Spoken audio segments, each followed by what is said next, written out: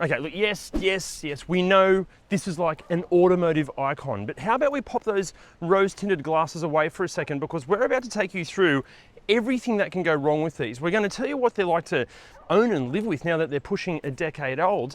And most importantly, we're going to tell you if you should buy one or not. This one might hurt, guys. I'm really sorry. Here we go.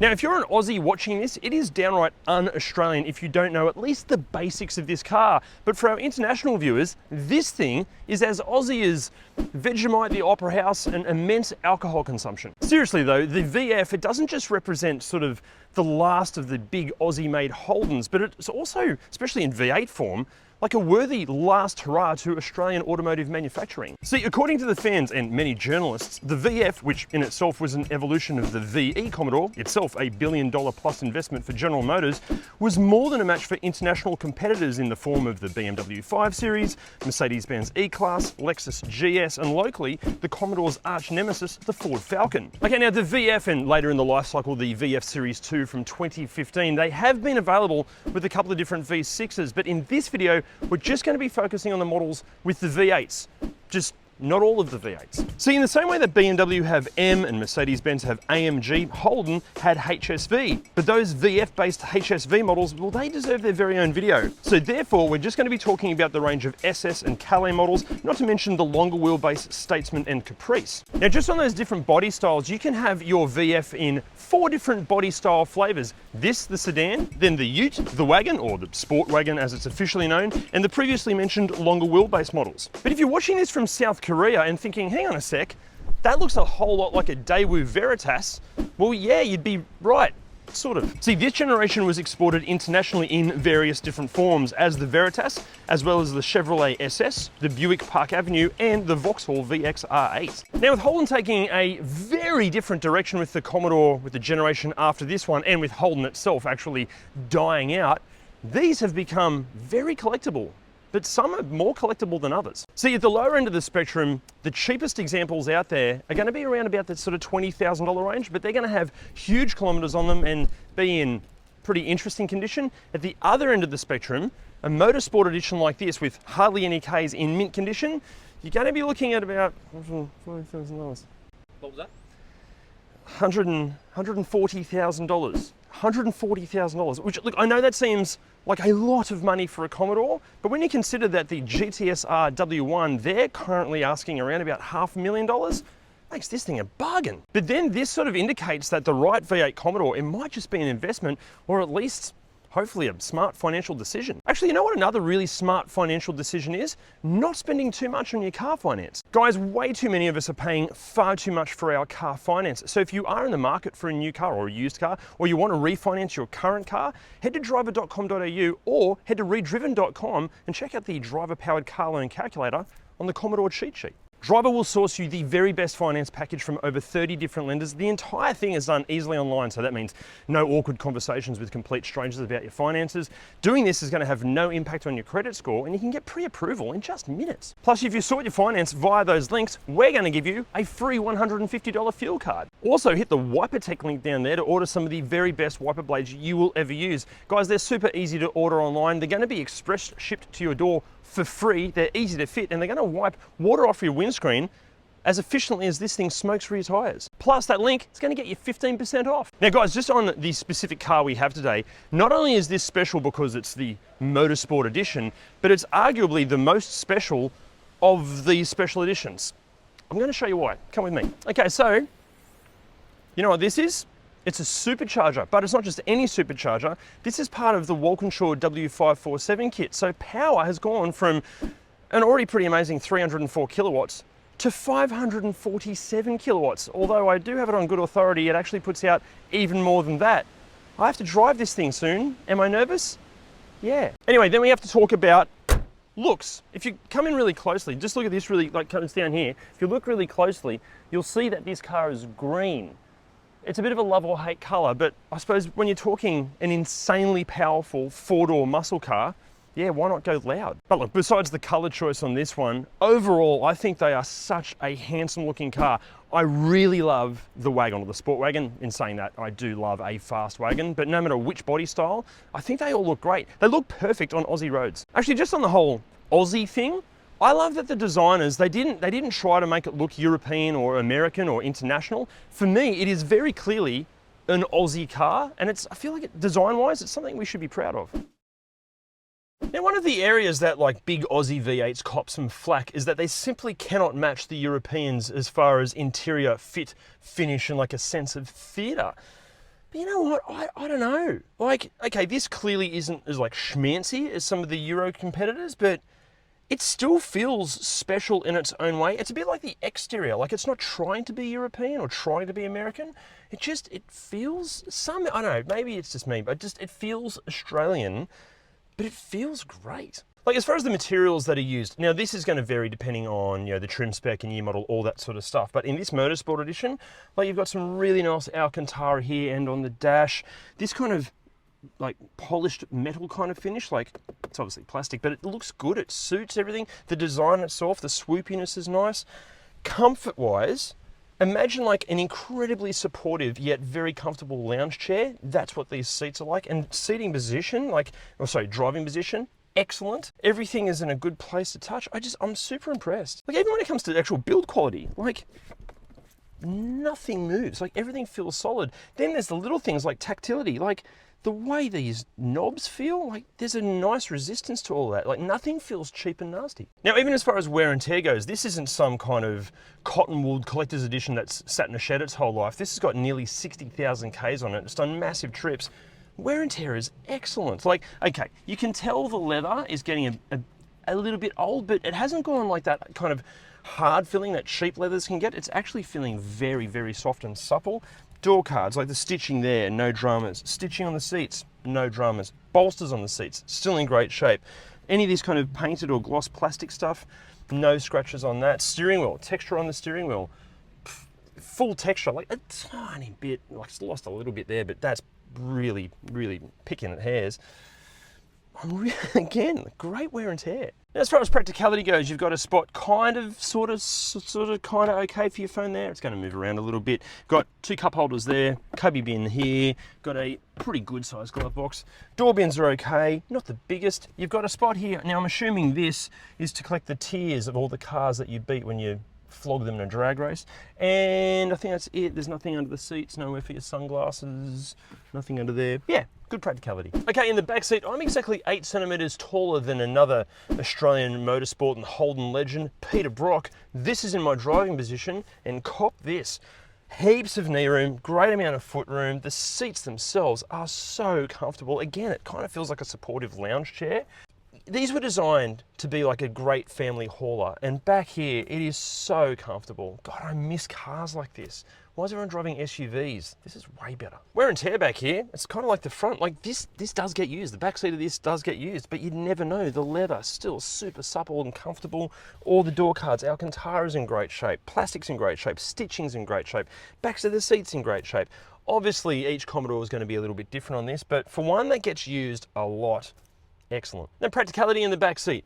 Air vents, map pockets, pull down armrest, door pockets, little door pockets. But I don't think there's any cup holders, except for the door bins. But there's no like specific cup holder. There's nothing under the seat. That's a bit annoying.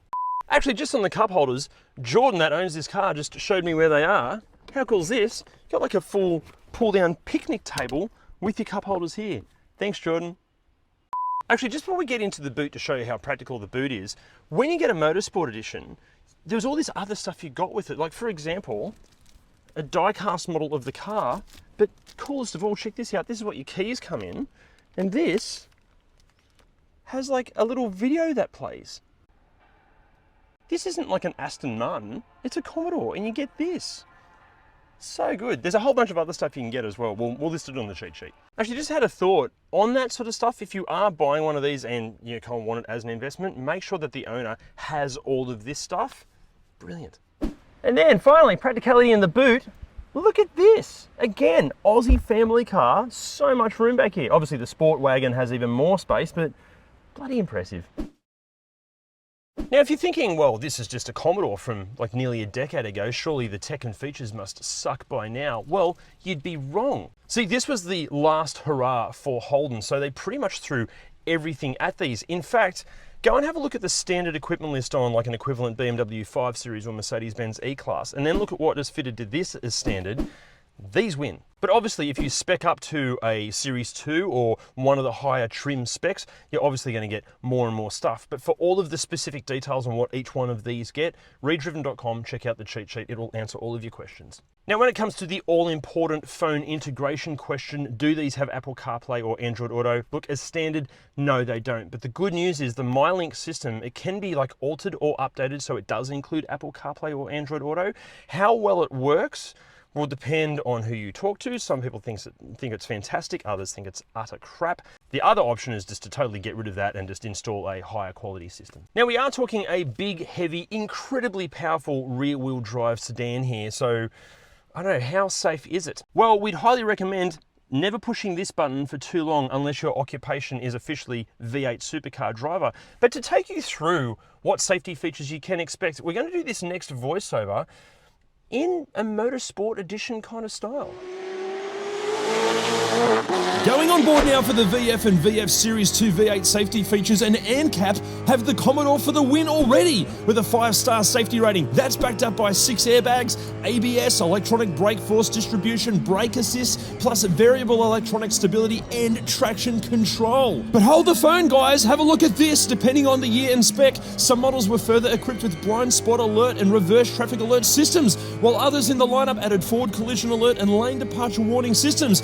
But guys, for all of the specifics, just jump on ReDriven.com and check out that bloody awesome cheat sheet.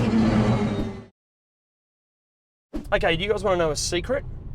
I don't really get the whole Commodore thing. Like, I've been lucky enough to drive pretty much every iteration of these, and short of the really, really serious stuff, I've always just come away feeling really underwhelmed.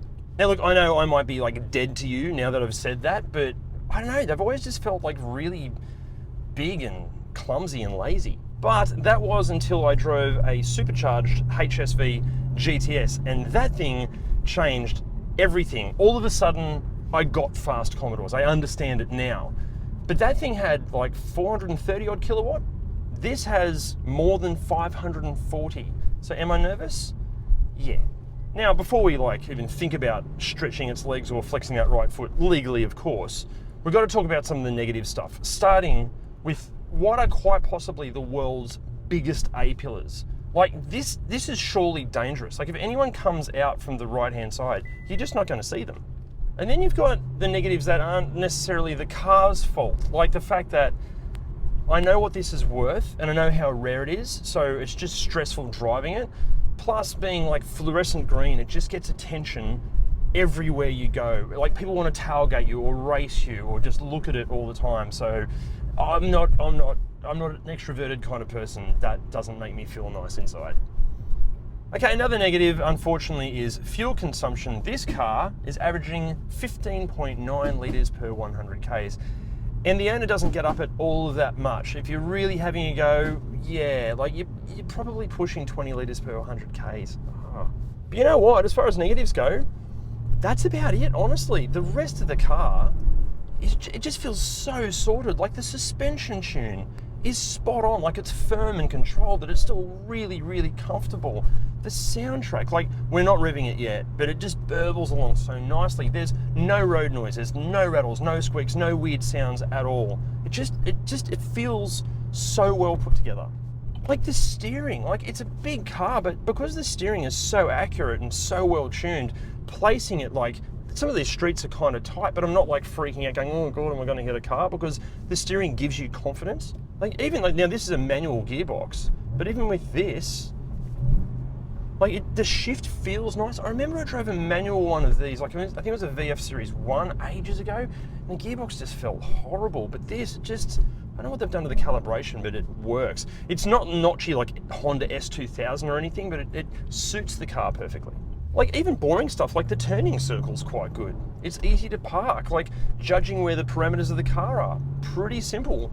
I was expecting it to, again, feel big and cumbersome, but because of what's under the bonnet, it yeah, it does make the car feel a lot smaller and more nimble than it generally would be. Look, even though it is easy to place around town, don't get me wrong, it doesn't feel like a GR Yaris as far as nimble goes, but got to admit, with this much firepower under your right foot, that does have the ability to make this feel, yeah, more nimble than it would normally feel. Let's just say that.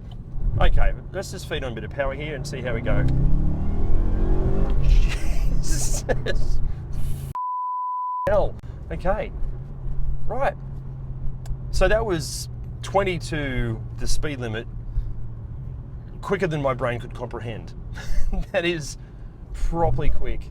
Wow. Wow, you okay? I'll be right. Right. So I've just thought of another negative with this car, is that you can't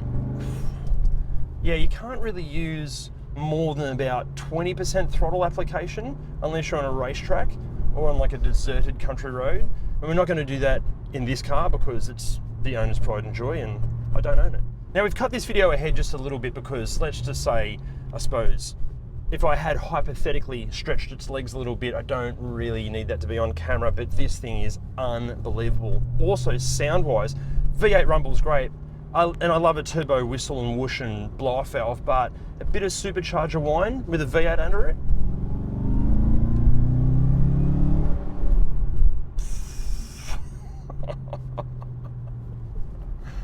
Oh my God. But look, okay, it's amazing in a straight line, but the issue, because of what it costs and how rare it is, and all of that power is going through the rear wheels, I don't think I'd be inclined to go giving it a proper run through some corners, because I don't know, like, what happens if it all goes horribly wrong? Like, you need some immense self-discipline to own and drive something with this kind of firepower. It is epically fast, but I don't know, I'm actually now, after driving it for a while, I'm kind of getting frustrated because I just can't use the power anywhere. Like even on a remote road, honestly, it's too much for public roads. Again, it proves the point. What's the point of having all this power if you can't use it? You know what? I reckon you're actually probably better off having a standard V8 with less power, because at least that way you can stretch its legs. You can kind of get up it and have some fun. But with where cars are going, like everything's going electric or at least hybrid, and it's all about efficiency. And look, yeah, they are fast. Cars like this are disappearing, obviously. If you get the opportunity to drive something like this, please take that opportunity. Everyone at least once in their life should drive a properly fast V8 Commodore or a Falcon, because this is, okay, it might be a dinosaur and a relic, but it should be celebrated. It's such a special thing. Now, if you're looking at buying one of these with like super low kilometers on it just to store in your shed as an investment and never drive it, well, chances are nothing's going to go wrong with it. But if you're planning on actually using your V8 Commodore, well, yeah, you gotta recognize the things that go wrong. How about we take you through them? Let's start with the exterior. Now, many owners of the early VFs, there have been some complaints about the paint like peeling or fading or just going bad. The good news is Holden seemed to have fixed this issue with the VF Series 2, because we couldn't find any owners complaining about those problems. However, right across the range, there are, let's say sporadic reports of just inconsistencies with the paint jobs. Now, there are more and more reports that the sunroofs can get a bit rattly. It's not a major pain in the ass kind of job, just got to tighten up a few bolts, but it's annoying that it's happening at all. Now, make sure that the windscreen wipers and the jets that fire water on the windscreen, make sure they work properly, especially the jets. Basically the pump that fires the water out, it can get kind of clogged up and jammed. It's a pretty easy fix, but just make sure all of this works. Oh, just also on the wipers, there was a factory recall for the wipers. Basically, the wiper motor itself hadn't been greased properly from the factory, and therefore the wipers can fail over time. So if you're looking at buying one, make sure that recall's been done. Also, like, we are talking about a very powerful rear-wheel drive sedan here, and these are popular with, let's say, sometimes reckless drivers, so be on the lookout for any signs of accident damage or dodgy repair work. Actually, you know what? There's a bunch of other stuff you really should check before buying really any used car. Go and watch our Ultimate Used Car Buyer's Guide and we'll take you through it. Okay, now guys, inside there have been some recalls regarding airbag and seatbelt issues. This is a safety thing, so make sure those recalls have been done. Also, there are some complaints and reports of problems with some like button functionality. Now, this can be because some of the insulation on the wiring is starting to break down. It can cause all sorts of electrical faults. Worst case scenario, the entire car can just stop because of it. Now, a few owners have also complained about weird smells coming from the air conditioning, and actually the HVAC system itself can have a few different problems. There have been service bulletins with some of the HVAC stuff, but again, just make sure any of the common issues have been seen to. Now, the MyLink infotainment systems, there are loads of complaints about these things. Everything from like just completely failing to Bluetooth connectivity just being a nightmare, dropping out, not connecting at all. This one, but great. Now, before we take you through the common mechanical issues with these things, firstly, a huge thank you to Emma and Jordan for lending us your absolute pride and joy. You guys are just complete legends. Thank you so much. Next up, VF Commodore owners groups. You bunch of bloody legends. All your advice and help with making this video, we couldn't have made it without you. And finally, massive thank you to you guys. It's because of your support that ReDriven is growing like at a speed we cannot believe. Thank you guys so much. If you haven't subscribed, we promise you, if you hit that subscribe button and support us, it just allows us to make bigger and better videos for you. Okay, now mechanically, what goes wrong with the V8 Commodore? Well, I can't tell you because I'm not a qualified mechanic. That'd be insane. But Jim, he's a qualified mechanic. The L77, the 6 litre, and the LS3 6.2 litre in the later model VF Commodores, they are from the LS family of engines that are generally considered to be very reliable and the tuners and engine swap engine of choice. But they're not perfect. They do have their issues. They are prone to oil leaks from the rear main and the sump. They're also prone to water pump failure. Not a huge deal, but they do fail fairly often. That can also be made worse by a dodgy harmonic balancer, which is another problem. And sometimes that harmonic balancer just gets a wobble to it and starts throwing belts and things. So yeah, keep an eye on that. Little coolant temp sensor in the head that's right near the exhaust manifold. Often that gets affected by heats and the plastic just breaks off it, or the pin connector fails. Keep an eye on that one as well. They are prone to some misfire complications. Sometimes they have injector issues. More often though, they have ignition coil and ignition coil lead complications. The leads just get a lot of heat where they're located, so they often fail. It's not a huge deal, but just, yeah, if you've got a misfire, start with them first. The engine and transmission mounts in these are prone to breaking, although more so in the V6 Commodores, but we'll cover that in another video, so just keep an eye on those engine mounts. The timing chain in these, they are prone to complications. Sometimes the plastic tensioner can break, and often you don't even know it's broken until you start getting little plastic fragments in your sump, and often that goes undetected too until you actually have a timing chain failure. So not a hugely common issue, but yeah, definitely one of the more serious ones. Now, another fairly common problem that is more serious is to do with the AFM. That's the active fuel management. That's another way of saying the displacement on demand. That's where the computer just deactivates 4 cylinders. It just does that to save fuel and cut emissions. Basically what happens here is the lifters fail and then subsequently the cam just gets eaten away. It's a pretty common problem. Sometimes you'll hear it ticking away and other times it just represents as a misfire. But yeah, when it happens, it's a whole new cam and lifters. And a lot of people choose to actually do a delete at that point in time, which generally makes the car way more reliable. In terms of mods, your options are pretty much limitless, unlike people's budgets. A lot of people just put a cam in these and a tune, and they do make great horsepower, but a lot of them, and it might have something to do with the way they're tuned and driven, but a lot of them are on borrowed time. To make good power out of these, you really do need to spend the money. Any tuner will tell you that. So yeah, definitely be cautious when you're buying something that it is modified. Also, with the supercharger kits, if you're going to go with one of them, get something from a reputable builder like a Harrop or a Walkinshaw kit. If it has one, make sure the fuel system is completely flawless and just make sure it's been tuned properly. Quite often it's the tune that kills these things, not the modifications. And if it's not the tune or the modifications, it's often the owner. But in standard unmodified form, if it's been well serviced, it's not uncommon to see one of these with 300,000 Ks on it. Yeah, they'll have a few oil leaks and there's possibly even using a bit of oil, but generally they just keep on going. Now the transmissions. The manual is a 6-speed by Tremec. Typically very reliable if treated respectfully. When pushed with a lot of horsepower, they can have some bearing issues. Sometimes people complain that the synchros are a bit slow and they get a bit notchy. And because of that, especially if you're tracking it, just make sure you do frequent oil changes. Now the Auto Trans, that's the 6L80E, that is used in a bunch of different rear wheel applications, rear wheel drive applications in a lot of different vehicles. Typically pretty good if serviced. Sometimes they have oil leaks from the front seal, sometimes the pan leaks, not a huge drama. So the problems aren't hugely common, and the good thing, because it's such a popular gearbox, the parts are fairly readily available and quite affordable too. Just on getting parts for these things, the price and the availability, look, engine and transmission, you're never going to have a problem because they're so popular. But the rest of the car, now that Holden doesn't exist, that in the future might cause a few complications, so just keep that in mind. Okay, so after all of that, should you buy one?